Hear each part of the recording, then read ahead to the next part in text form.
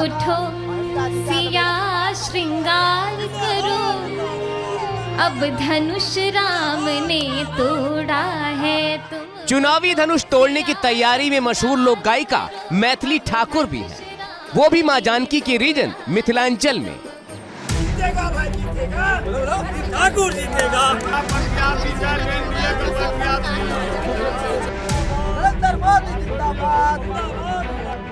दरभंगा जिले की अलीनगर सीट पर बीजेपी ने 25 बरस की मैथिली पर दांव खेला है। सियासी चुनौती को भेदने के लिए अलीनगर की गलियों में मैथिली ठाकुर जब पीले सूट में सिर पर पाग रखकर रोड शो में निकली तो ये सिर्फ प्रचार नहीं था, मिथिला की पहचान की झलक भी थी। घर घर से आती आवाज, घर घर से आती आवाज, मैथिली ठाकुर। इसी पाग को लेकर मैथिली के साथ एक विवाद भी जुड़ गया। एक वीडियो वायरल हुआ था जिसमें मैथिली ठाकुर की पाग को लेकर कुछ लोगों ने मजाक उड़ाया और सोशल मीडिया पर बयानबाजी शुरू हो गई। जीतेगा, ठाकुर जीतेगा, घर घर से आती आवाज, ठाकुर जिंदाबाद। मेरा नेता कैसा हो, ठाकुर जैसा हो। सब काकी चाची मामी नानी दादी के हम सब बस आशीर्वाद ले लो हैं, वोट तहां देबे तरफ। एक भी वीडियो दिखाइए जहाँ पे मैं पाग में से मखाना उठाए, ये एडिट करके देखिए। पीआर स्टंट क्या होता है मैं भी 10 दिन में सीखी हूँ। 2-3 दिन का इन लोग का चला नेगेटिव पीआर स्टंट जो कि सफल नहीं हुआ, क्योंकि इसका सबूत कहाँ है कि मैंने मखान जो है मैंने पाग को झूठा किया। कोई सबूत है? मेरी संस्कृति मेरी माँ है, मेरा पाग भी मेरी संस्कृति, वो भी माँ समान है।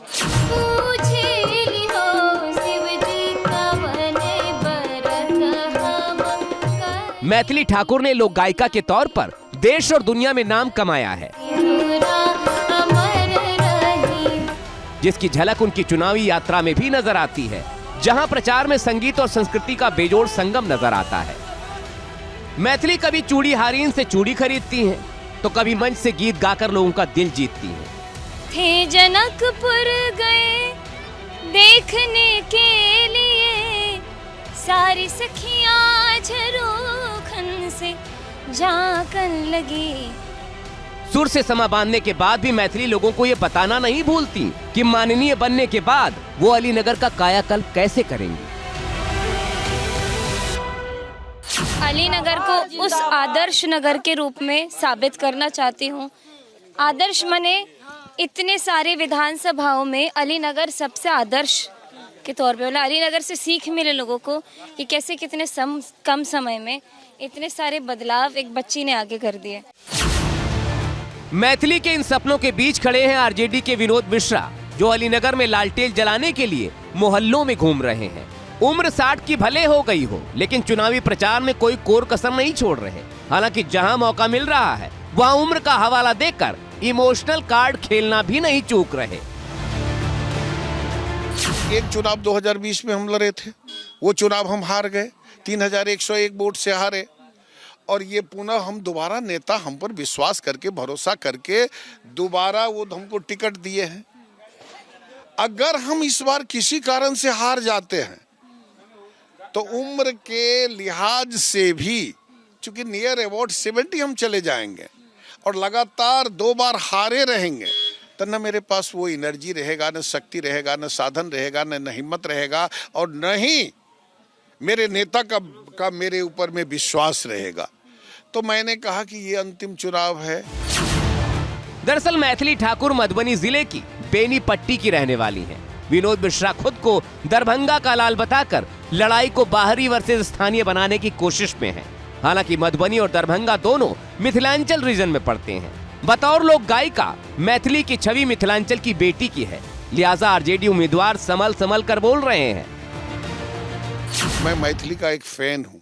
आपको आश्चर्य लगेगा, लेकिन मैं फैन हूँ उसके गायन का, मैं फैन हूँ उसके स्वर का। जो भी लोग उनको लाए हैं, निश्चित रूप से हम समझते हैं उन्होंने अच्छा नहीं किया है। यहाँ आप जहाँ कहीं भी जाएंगी, लोगों से बात करेंगी, बस एक ही चीज़ आपको यहाँ मिलेगा, एक ही मुद्दा मिलेगा, और वो मुद्दा मिलेगा कि अलीनगर का बेटा ही अलीनगर का नेता होगा। जिस अलीनगर में कमल खिलाने और लालटेन जलाने की जंग छिड़ी है, वो सीट 2010 में अस्तित्व में आई थी। 2010 में आरजेडी के कद्दावर नेता अब्दुल बारी सिद्दीकी जीते थे। 2015 में भी अब्दुल बारी सिद्दीकी ने जीत दोहराई थी। 2020 में एनडीए की तरफ से ये सीट वीआईपी को मिली और मिश्री लाल यादव जीत गए। मुकेश सैनी महागठबंधन में गए तो मिश्री लाल यादव बीजेपी में शामिल हो गए। हालांकि बीजेपी ने उनका टिकट काटकर मैथिली पर दांव लगाया है। कहा जा सकता है इस सीट पर अब तक कमल नहीं खिल पाया, लेकिन मैथिली की एंट्री से बीजेपी की उम्मीदें बढ़ गई हैं। क्या लगता है इस बार मैथिली ठाकुर को छठी माई का आशीर्वाद मिलेगा? जरूर मिलेगा, एकदम मिलेगा। उनका खुद का एक ऐसा इमेज बना चुका है पहले से ही, अभी भी बन चुका है। माहौल ऐसा बनाती है जहाँ जाती है तो। लेकिन वो तो बिहार में रहती नहीं है। आपको लगता है कि चुनाव जीतने के बाद बिहार में रहेंगे? सही है ना, यही से ग्रोथ की है।